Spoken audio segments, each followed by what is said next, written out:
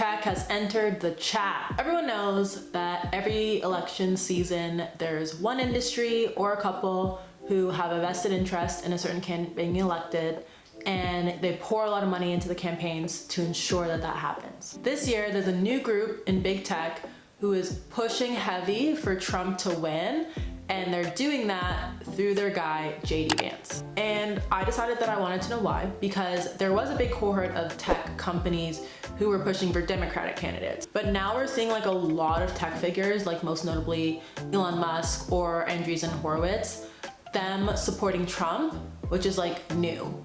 Okay, so first I want to just talk about JD Vance as a selection for the VP. Usually when you run for re-election, you just take the same ticket. So the fact that Trump is picking a new VP is just unique in itself, because he just kind of like fired the old one after he tried to get him hung. Yikes. That's besides the point. And usually when you pick a VP candidate, you pick them from the primary race, right? So the logic goes like they had a big cohort of the party that was supporting them. So if you bring them onto the ticket, then that cohort of voters should then come along and support you in the general election. That didn't happen here. JD Vance did not run in the primary. He's just a completely new candidate. He's a first-time senator. He hasn't even completed his first term, and he's already the VP candidate for the Republican Party. So the point that I'm getting at with that is like, he doesn't have like a groundswell support or a consensus around him that he's bringing to the ticket that Trump couldn't get on his own. So really this pick is just interesting in the fact that like there's clearly something else going on here on why JD Vance was picked,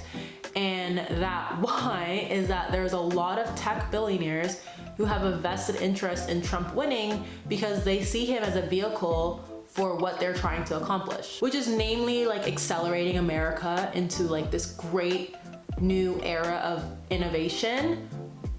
Whether or not there's a democracy involved in that is up for discussion, but the focus will be on technology and basically getting out of the way of the technology that's being created right now. And Trump has already accepted some of the views of these recent funding additions to his campaign.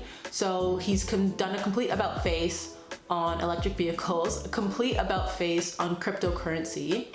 And those are industries of people that have recently donated to his campaign. So the correlation is definitely one of cause and effect. So let's go back to the beginning of JD Vance's political career. In 2016, he gained popularity as a very, very harsh Trump critic. And this is the same year that he published his memoirs called Hillbilly Elegy, which actually became a movie. So the news media kind of took him under their wing as their expert on middle-class America white rage. And that's mostly because the media was trying to figure out why Trump had won the election, and a lot of people credited this white rage as his reason for winning. However, by 2022, Vance had basically undergone a complete MAGA transformation, and his conversion to the MAGA side of the Republican Party probably had a lot to do with Peter Thiel. So back in 2011, when JD Vance was a student at Yale Law School, Thiel did a talk about how the elite have this obsession with hyper-competitive jobs, whether that be like an MBA program or a law degree, going into these jobs at law firms or businesses and corporations. What Thiel was arguing was that they should stop that and come to Silicon Valley and work on technology. Because according to Thiel, America was experiencing technological innovation stagnation because all of its brightest minds were going into normal jobs like law and business. So a couple years go by, and in April of 2016, Vance is recruited to work at Peter Thiel's VC venture capital company called Mithril Capital. And a few years later, in 2019, he starts his own venture capital fund and raises $120 million from Peter Thiel, Marc Andreessen, and Eric Schmidt. And if you're not familiar with like the startup world, these guys are heavy hitters. So Peter Thiel was one of the co-founders of PayPal, Eric Schmidt was a co-founder of Google, and Marc Andreessen is a partner of Andreessen Horowitz, who is a VC company that funded early startups like Airbnb, Instacart, Instagram, and Facebook. So that alone should suggest to you the ties that JD Vance has with startups in Silicon Valley. Deep. I don't know how successful Vance was in venture capital, because 3 years after starting his fund, he decided to run for Senate. Usually, if you're trying to make money in VC, it takes about 10 years, so it kind of looks like he tapped out early. So during Vance's Senate run, Thiel donated $15 million to his campaign. Thiel even talked to Trump about endorsing him during that campaign.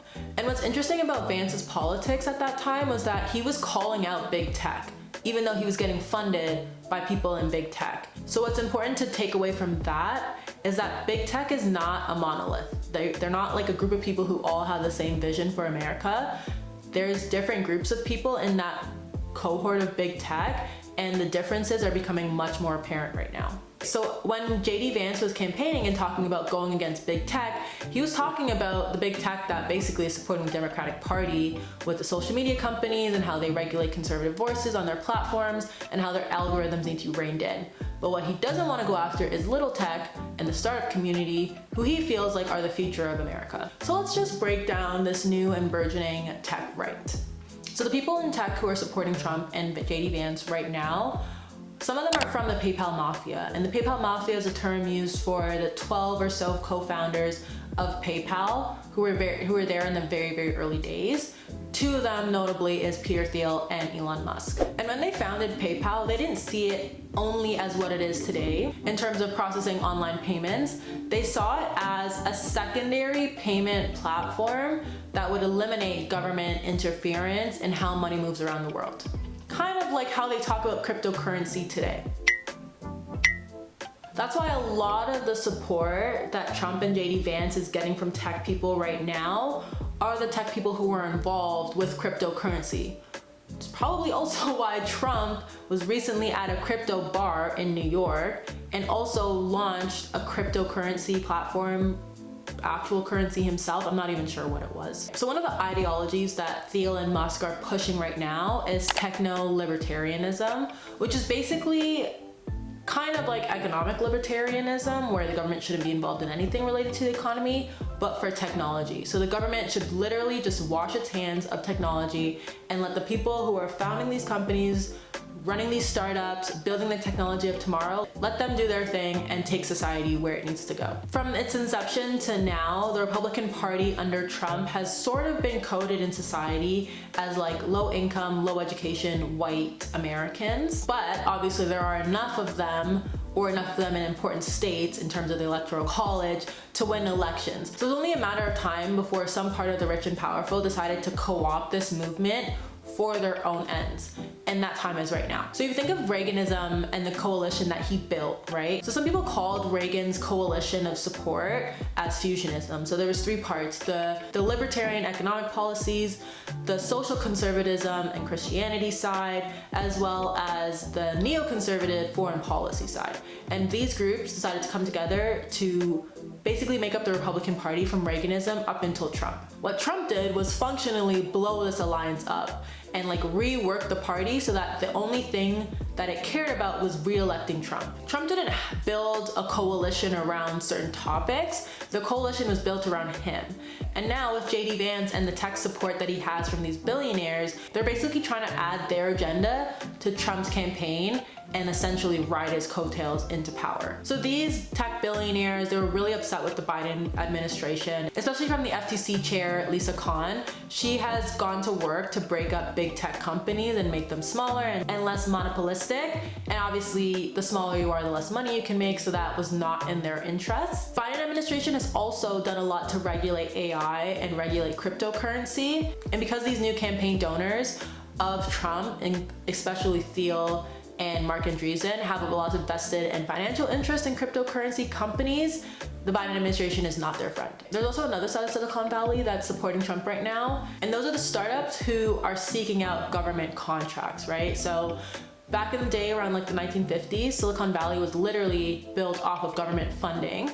But the people who worked there kind of like pushed the government out in terms of like not wanting to work with them and not wanting to use their companies for government contracts. Now that they're facing a lot of regulation, the global economy is not really being global anymore, and a lot of the countries are like pulling back, they're looking for new sources of revenue, and they're now turning their interests back to government contracts. So there's a lot of startups in like the war industrial complex using AI or new technology who have an interest in Trump winning because they see that as an opportunity to win government contracts. So now that we've gotten through JD Vance and we've gotten through this new tech right, it's time to pull the veil off of this whole thing and look into Peter Thiel. So Thiel went to school at Stanford, which is like in Silicon Valley, where he met a lot of the people that he works with today.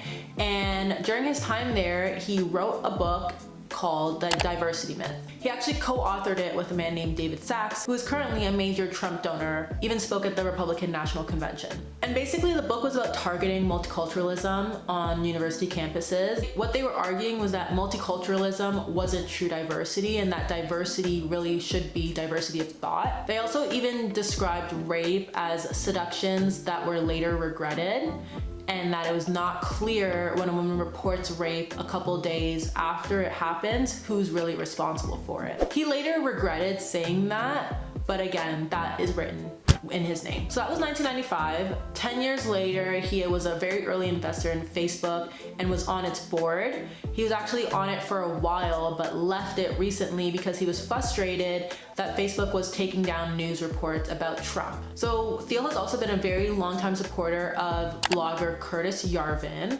If you've not heard of him, that's okay, because his thoughts about what needs to happen in America to make it better are very different from what America stands for. Overall, Yarvin believes that America needs not a president or a democracy, but really like a monarch or a CEO or a dictator. Just somebody who's leading the country and makes all of the decisions and does not concern themselves with consensus. And this thought is sort of like the foundation of what Thiel is trying to accomplish in his political donations. He even said in 2009, so like a long time ago, he said that he no longer believes that democracy and capitalism are compatible.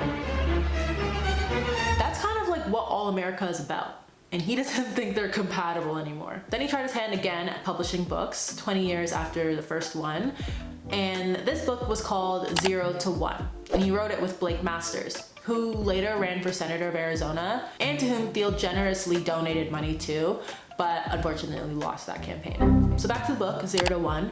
Basically what it's about is that people who are successful are that because they break all the rules. It argues that they have a moral imperative to break rules, and that if you don't break the rules, your society will be stagnant. They argue that the best companies have dictators at their leadership, and that founders of startups are essentially gods and shouldn't be questioned. So basically, to sum up Thiel's worldview, you can say that he believes that the establishment and globalization have failed, that current immigration policy basically destroys middle-class America, and basically that America needs to dismantle its federal institutions in order to make way for a better society. So with that, it shouldn't be a surprise that he was a mega donor for Trump in 2016. He donated $1.25 million to his campaign.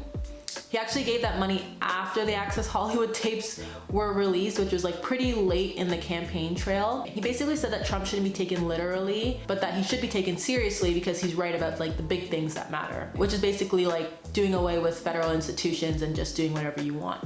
Again, that dictator mentality that he privileges. So because Thiel donated so much money to Trump's campaign back in 2016, he was added to that campaign's transition committee for when they went into the White House. And ultimately, he ended up leaving that committee because he felt like Trump's government was just way too disorganized and that they didn't focus enough on science and innovation. So I feel like that must have been a very disappointing time for Thiel, because this is a man who has so much money, he has so much power in Silicon Valley. He donated to this presidential candidate who ultimately got into the White House, and he still wasn't able to enact what he wants out of the American government to get the country to where he feels like it needs to go. So you're probably wondering, like, why wouldn't he just run for office himself if this is how strongly he feels about America's future? And that's because he's not a natural born citizen. He wasn't born in the US. He immigrated to the US, I think, when he was a teenager, so he actually can never run for office. So he donated to Trump's campaign thinking that he can influence the policies of that government. When that didn't happen, he decided to just start funding his own candidates so that they can get in government and influence the policies that way. And that's where JD Vance and Blake Masters come in. He funded their Senate campaign. He was 50-50, as in JD made it and Blake didn't. And now he's basically one of the louder voices that got Trump to pick JD Vance as his running mate. So I think it's pretty safe to say that Thiel isn't interested in just like having candidates in the office. Like, he is only funding candidates who support his very extreme views of what America needs to do. He's literally out to change the Republican agenda. And now that he has a candidate as a VP ticket if Trump and JD Vance were to win, he has a much better chance of doing that than just sitting on a transition committee. So I'm posting this a couple days before the vice presidential debate this week. And I'm actually looking forward to this debate because I think it's gonna be interesting to see how JD Vance's tech connections come through in his responses to the questions being asked, right? Like, it's very possible that he doesn't bring up these tech connections. He doesn't bring up the fact that he's literally on this ticket because very powerful people in Silicon Valley want him in power. He might distract from that reality with, like, I don't know, more cat stories or fake stories from his constituency. But ultimately, I think the split screen comparison between Vance and Walz is gonna be very, very stark, where in one you have someone who literally, since he's been nominated, hasn't had a great run in the media. The media keeps calling him weird. Walz calls him weird. People keep pulling out things from his past where he said really strange and like unhinged topics about like women and cat ladies and like taking care of children that just like seem very kind of far-fetched, but like I guess when you're coming from the depths of the internet that he comes from, it's like normal. But that compared to Walz, who's like middle America, was a school teacher, ran for office. Kamala's pick for BC is a much more strategic approach where she needed voters in a certain area of the country and she found someone who can garner that support. Trump's pick was literally just because the campaign needed money at that point. So during this debate, I'm gonna be looking for how much he talks about technology, how much he talks about startups, and how much he talks about the future of cryptocurrency and artificial intelligence, because there's a lot of people putting a lot of money behind him to say certain things. To me, this new group of the tech right who is pushing these candidates and pushing these ideas in the Republican Party is concerning to me, because I just feel like they have no respect for the democratic system that they're creating this technology in. They literally believe that the technology is more important and that politics and the economy and humanity really should just get out of the way as they build the future. I don't really know where they get this thinking from, because literally a lot of the technology that's come out of there has not benefited our society. You think about social media and how it's made us less cooperative, more isolated, more stressed out. Or you think of the jobs that like Uber and Instacart have created for like low-income workers who don't have the same protections that you would have as being a full-time employee because you're just a contractor, whereas people who build the technology in Silicon Valley make a lot more money. So comment below what you think about this video. Let me know if you knew these things about the tech right that's happening right now and what you think about it. As always, thank you for watching, and I'll see you in the next one.